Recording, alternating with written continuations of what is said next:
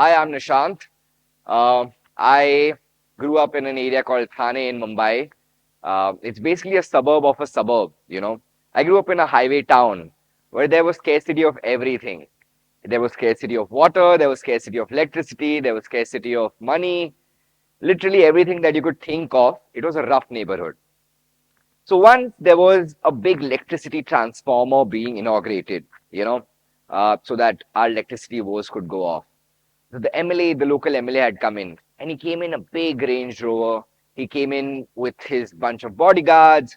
He had a couple of iPhones on him, and the entry to our area used to have a massive dumping ground where people would just throw in their garbage. So that day I was very upset.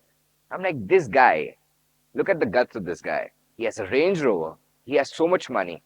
So I went up to him and I asked him in front of everyone that, Uncle, आपके पास range rover खरीदने के पैसे हैं but ये कचरा हटाने के पैसे नहीं है and that day I thought I'm making a change, but I was asked to write an apology letter. So one thing I realized about life that day, in fact I was just 14, that if you ever want to make a change in society, uh, you need to just not think about social hierarchy. You just have to speak up your mind, and if you believe in that cause, always speak up your mind fearlessly. I realized that day that the area hasn't much left for me. So I wanted to go to a college which was way, way, way ahead or far or beyond my area. So I ended up going to HR college, which is a posh college in Mumbai. Luckily for me, I was Sindhi. That meant that I could get in easily with Sindhi quota. I just scored 75 in my 10th and I could still get into a college which was so great. But every good thing happens with a bad thing. I went to a college where there were kids of celebrities, industrialists, even celebrities would come in just to play football with kids. It's actually crazy. There you go. It's insane how rich these kids were. But I was just a guy from Thane, and I had no idea what I was getting myself into. First 3 months, I realized that I cannot make friends because they would just make fun of me, my clothing sense, my English, and they would just have a laugh. And I just wanted to get away. So, what would I do with all this free time? College would be an hour and a half. The rest of the day I was free. So I started looking for small jobs. I started selling things to people who were ready to pay the price. I would sell chocolates in the college campus. I would sell deodorants outside the college campus. I would sell Red Bulls at a marathon. I would basically sell anything that I could get my hands on just so I could kill my time because I wanted to be accepted by these young college friends and I wanted to wear clothes like them. So one day, there was a scavenger hunt in my college, wherein we had to make 10 rupees into 1000 rupees in one single day. Everybody in the college wanted me in their team because they knew that I could sell. So I realized that it's Valentine's Day today. The only thing that people would want is a rose. So I bought a packet of roses and left for Palladium Mall, which is a high upscale mall in Mumbai. And after getting there, I started looking for white people because white people are ready to buy things at an expensive cost, right? So I found a white girl. Sorry, there you go. And I gave her the rose, and there was a guy next to her. And I said, would you like to buy this rose for your beautiful girlfriend? And he had no choice. He had to buy it. And that day I made 1000 rupees. So it really doesn't matter what you sell. What matters is who you really sell it to. That was one more lesson that I learned that day. Moving on, that day I felt accepted by these people. You know why? Because I had something that they didn't.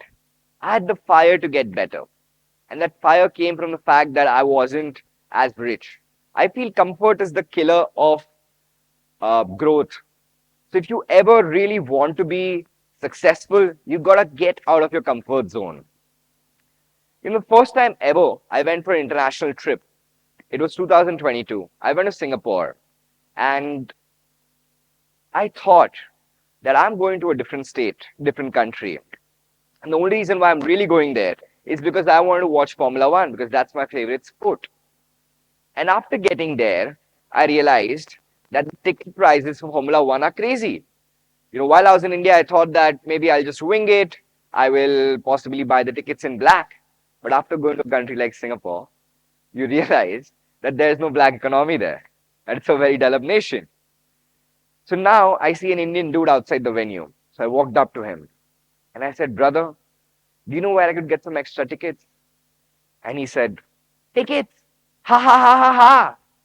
And he just left. He just left. And I was feeling so embarrassed that I'm in a different country. I don't know anyone here, and even Indians are making fun of me. Uh, but the motivation towards the race was much higher than embarrassment. There were two more dudes coming in. So I asked them, hey guys, do you guys know where I could get an extra ticket? Well, the guys looked at each other and they were like, are we going to go back inside? The other guy said no. And that dude ended up giving me a Ferrari lounge pass for free. And I realized that day that there is a lot of power in asking. You just got to ask. And you just got to constantly ask people for what you want. And eventually somebody will give that to you. You know, that's me in Ferrari lounge, having not paid a single rupee, sipping on free champagne with billionaires, possibly who are selling. One of them is the king of Mongolia. One of them actually sold gas to Reliance. And one of them was the best neuroscientist in the world. And that's me, a guy from Thane, just chilling there with them. So that's the power of asking. You know, I realized that day that after going there in this amazing lounge, um, it was sort of a PTSD. It was like being in that same college or sort of being in that crowd where I had to pretend and try to be someone. So I started lying to people. I started saying that, oh, my dad has a big construction business back then because I wanted to sound cool. I wanted to be accepted. So I started telling people that I have a business back home. I mean, my dad has a big construction business back home. I have a couple of Ferraris in my garage. And they accepted, they believed because they didn't know who I was. And I ended up making a couple of friends that night. But the next morning when I woke up, I felt traumatized. I felt that in the past 5 years of my life, I haven't learned anything. That I cannot be the same Nishant that I was when I was 16 when I was in that college. I have to accept myself for who I am, where I come from, what my conditions are. It doesn't matter what the world thinks. What matters is how much I love myself. And next day, when I woke up, after having this plethora of thoughts over breakfast, I decided to message this guy who I met. One of them is C.H. Lau. He's one of the biggest neuroscientists in the world. I messaged him, hey, I just had a confession to make to you. I got the passes for the race outside from a guy. My dad doesn't own a Ferrari back home, neither does he own a big business. I just got lucky. I just didn't know what to say. And I was conscious and nervous. But you're a really good man, and I'd love to be a friend of yours. And look at his response. So heartwarming. He replied to me with, no worries, Nishant. I'm proud of you for being able to confess, and this is the new start of life. Owning a Ferrari or not is never the key, but the key is integrity and playing real in life. And really, I mean, he said, I don't make friends with their cars, but with their hearts. That hit me. That made me realize that if you are yourself, and if you have no filter, and if you are truly being yourself, the whole world will accept you. Maybe not today, but tomorrow they will look at you in the way that you would want them to look at yourself. And that was a big lesson that night. So after coming back from Singapore, sort of changed, all liven up, you know, I I used to live in my own office. So I started a modeling agency fairly young when I was in college. While I was graduating, I was working with a lot of casting directors because of lack of friends. Sorry. I was working with a lot of casting directors and directors in Bollywood. And I was working as a casting assistant. You know, I was making peanuts. But then I realized, yaar, I'm working for these guys for free or for peanuts. Why don't I just make a website? So I ended up making a website of my own. And while I made the website, I was just having a coffee at Starbucks. And there was a graphic designer next to me. I asked him, hey brother, would you help me design a logo for my modeling agency? Within 5 minutes, he gave me a logo of my company. And that's the power of asking. And it doesn't get over there. I ended up making an Instagram, and then I was like, okay, what does an office really need? What does a company really need? An office. So I looked up co-working spaces in Mumbai, And there used to be one co-working space called Cuckoo Club, which used to have a cafe where you could take up a co-working space. And the club used to host stand-up shows and dance shows and plays in the night. So I called up the owner and I told him, I pitched him an idea that, hey, I would love to take up a co-working space here, about 2 seats, but I would need 30 hours of your studio every month in the day because your club is working in the night and the day that space is empty. I'll shoot model portfolios here and I'll tag you on Instagram. And he said yes. And then I DM'd some photographers, told them that I have a studio, I have models. Please come in and shoot and help us make our portfolio and yours. They said yes. Then I called all these model friends of mine from colleges who I already was working with, and I told them that, hey, I no longer work for anyone. I have my own company. I'll make your portfolio for free. I have a studio. I have photographers. Would you like to join my company? And guess what? They all said yes. There you go. Again, the power of asking. After all of this being done, I hustled for 3 years. My company grew from 2 people to sort of becoming 15 people staff members, grew from 10 models to 150 models. We were rocking it. And I was living the best time of my life. But at what cost? I was living in the same office because of saving rent. And after a lot of time, after 3 years, I had ended up saving a lot of money. So I decided to get a house for myself.